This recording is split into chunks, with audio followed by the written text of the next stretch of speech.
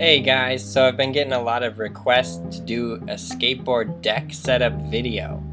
Apparently a lot of people have questions about what kind of board to buy, and it's no doubt because look at all the different kind of boards there are to buy. There's a lot to choose from.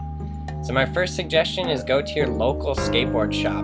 Go to the skateboard shop owned by skateboarders and ran by skateboarders because they'll help you out the best.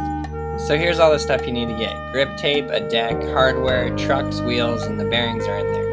First off, I get Jessup grip tape. I always buy this kind of grip tape because it's very harsh and it grips really well. Next, and most importantly, is what kind of skateboard are you going to get? The brand name isn't so much as important as the size and shape. So I'm riding a shop deck. It's an Atlas shop deck and it's a 7.62. By 7.62 it means that it's 7.62 inches across. That's a very important factor, and probably the most important thing that you guys are going to need to know is the width of skateboard to buy.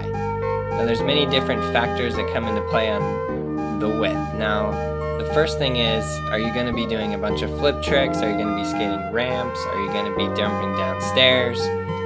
So I'm going to go over some of the pros and cons. If you're going to be jumping downstairs and skating a lot of ramps, you're probably going to want to get a little bit of a wider board.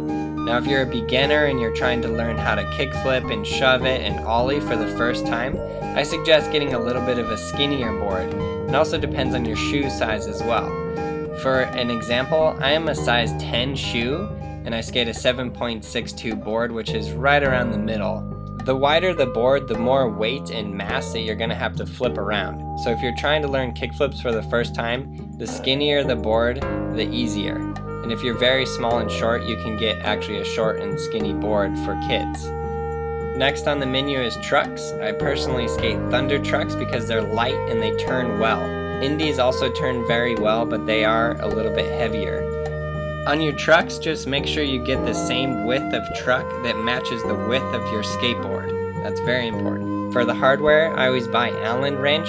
It's just my personal preference, but screws, Phillips head are okay too.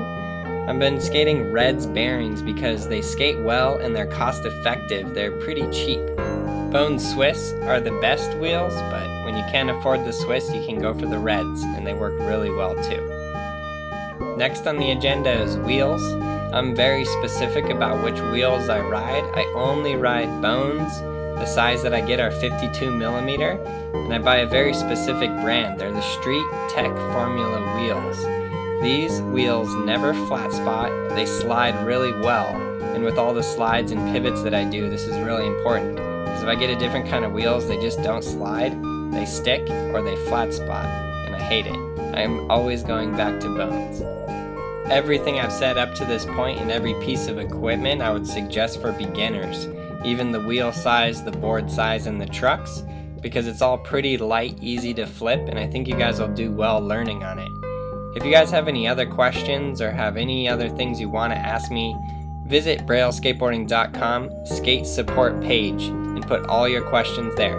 Thanks for all your help and support. We broke 5,000 subscribers. You guys are the best. Please share this video.